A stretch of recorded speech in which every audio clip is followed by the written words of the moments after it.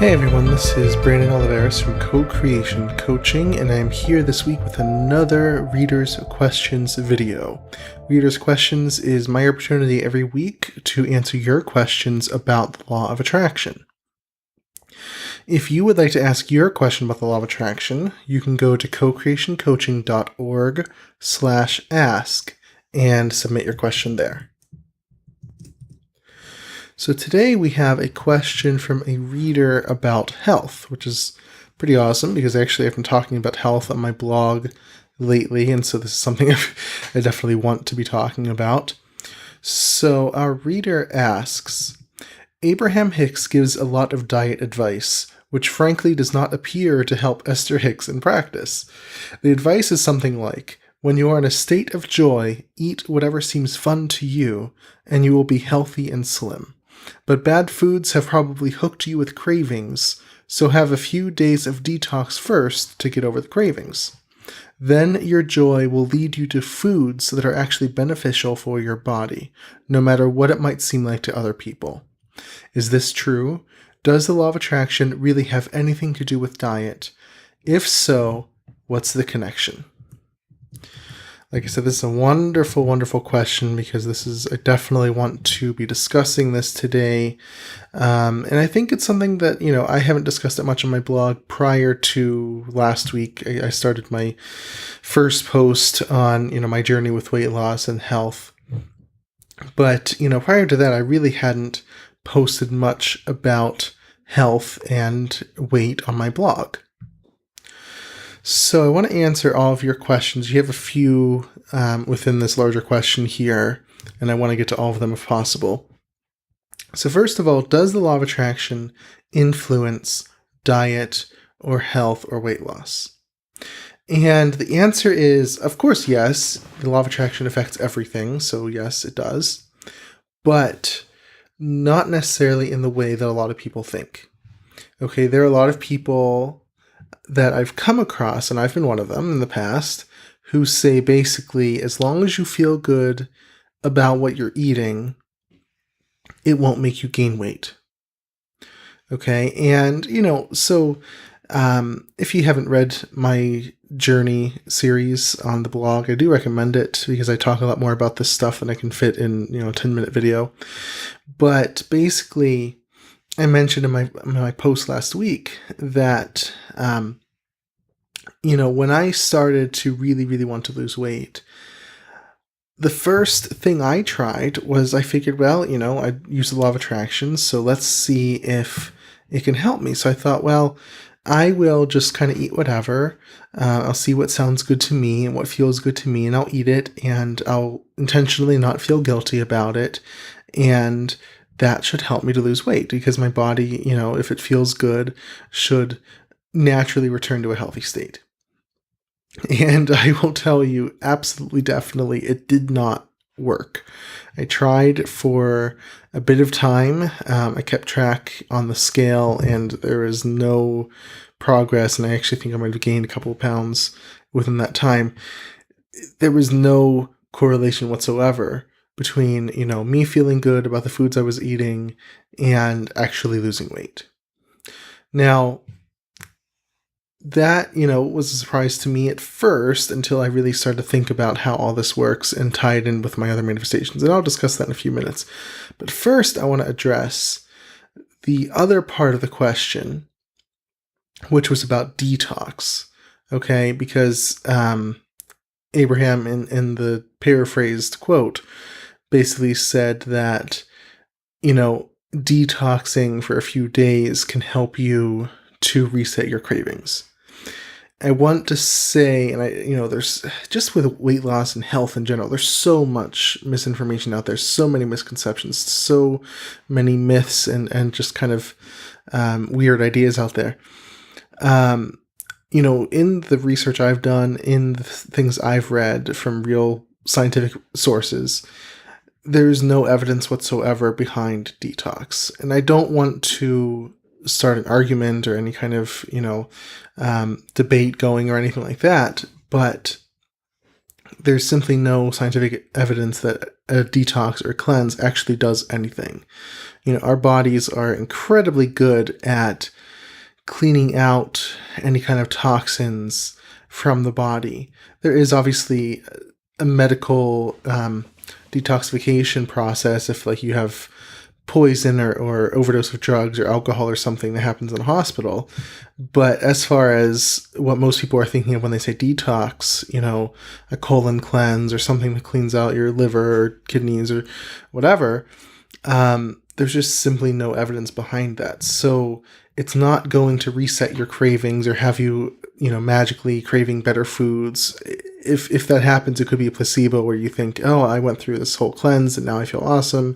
And, now I'm going to want better foods. But in time, it's going to return back to how you were eating before because you didn't really make any real changes. So that part just simply is not true. And I found an awesome article that really goes through the claims and debunking them. And so I will link to that article in the description for the YouTube video and on the blog itself. Okay, so that you can take a look at that and come to your own conclusion. But that is my view. And like I said, I'm not interested in starting an argument or debate or anything like that, but that's just how it works for me. So coming from there, the question is really, how does the law of attraction affect weight loss? And I guess a kind of implied question is, how do we lose weight? How do we become healthy?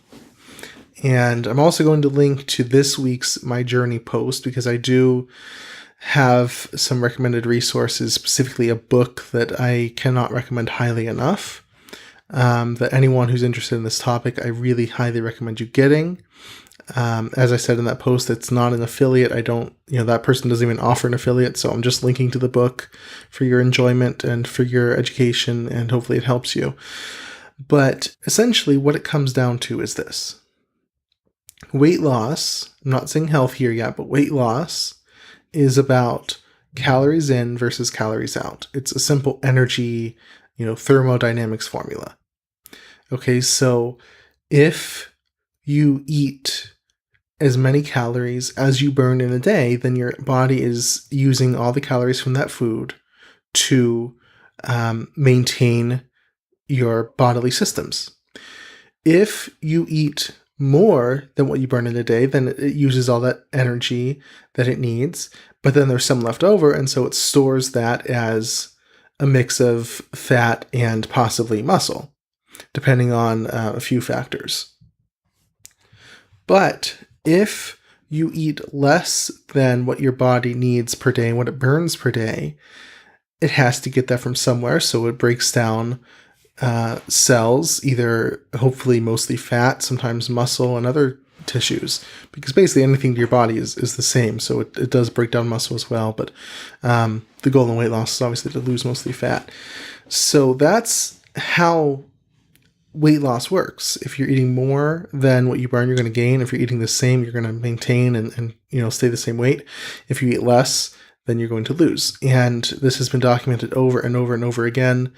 There are some awesome studies out there, I guess. There was something that's really well known as the Twinkie diet. There was a professor, I think from Kansas State University, if I remember correctly, who for 2 months, just to prove basically that calories are equal, ate nothing but Twinkies and snack foods and things like that. Almost nothing but, not quite, but a large part of his diet came from that. But made sure he maintained a caloric deficit. I think he ate around maybe 1,800 calories or so a day. And he lost 27 pounds. And his bad cholesterol went down, his good cholesterol went up, and so he was overall healthier and a lower weight. That, there's lots more studies like that, and the book I suggest that I'll link to gives a lot of different studies like that it references, so that's another reason I recommend it. But there have been countless studies on this subject, and the only thing that weight loss really comes down to is calories, not carbs, not fat, not anything else, just calories, and not how good you feel while you're eating it, because so I do want to address that now. So like I said, I was surprised it didn't work when, oh, if I feel good about what I'm eating, then I can't gain weight or whatever. And how I got through that was by thinking of this the same way as I would think about money. If I have $2,000 in my bank, that's how much I have to spend. Now, I can hope that I'll get more, or I can hope that maybe I'll come across discounts that I can get more things with it. But I have $2,000. I wouldn't spend that and then just kind of think, oh, if I feel good about what I'm spending, I'll actually have $2,500 to spend, not $2,000. I'll magically get $500 extra dollars without anyone giving it to me. It'll just sort of appear in my bank account because I feel good about what I'm spending. Or, if I feel good about what I'm spending, it won't actually come out of my bank account. But obviously, that's false and kind of ridiculous and silly. But that's the kind of thinking that people are employing when they sort of think that if you feel good about what you eat, then you'll lose weight. So if you imagine the same kind of thing, you have 2,000 calories per day that you get to spend on any kind of food that you want to, whether that's, something that's nutrient or not, whatever, but, that's your choice. So, you have 2,000 calories a day. That's just an estimate. I mean, it's different for everyone. And if you spend those exact 2,000 calories a day, then you're going to maintain your weight. Just like if you were to spend those $2,000 that day, then, you won't have anything left, but you also didn't go over. But if you were to eat or to spend more than those 2,000 calories, let's say 2,500 calories, then that energy, the extra energy that you've basically spent, or in calories you've consumed, has to be stored somewhere. In the money example, let's say you have $2,000, you spent that, and then you continue to spend another $500, and your bank just sort of keeps giving that out to you. But, now you're in debt and you owe that money back, and it's not just free money. So when you ate those extra calories, it's not just free calories, it's going to have an effect on you. Similarly, if you spend less than the 2,000 calories, if you consume 1,500 calories, for example, then you have a margin. You have calories left over that, your body's burning, but you didn't consume, and so you lose weight. In the money example, if you spend $1,500 and leave $500 left over, that's going to be added, let's say, to your net worth, to your savings, and it's going to be a benefit for you.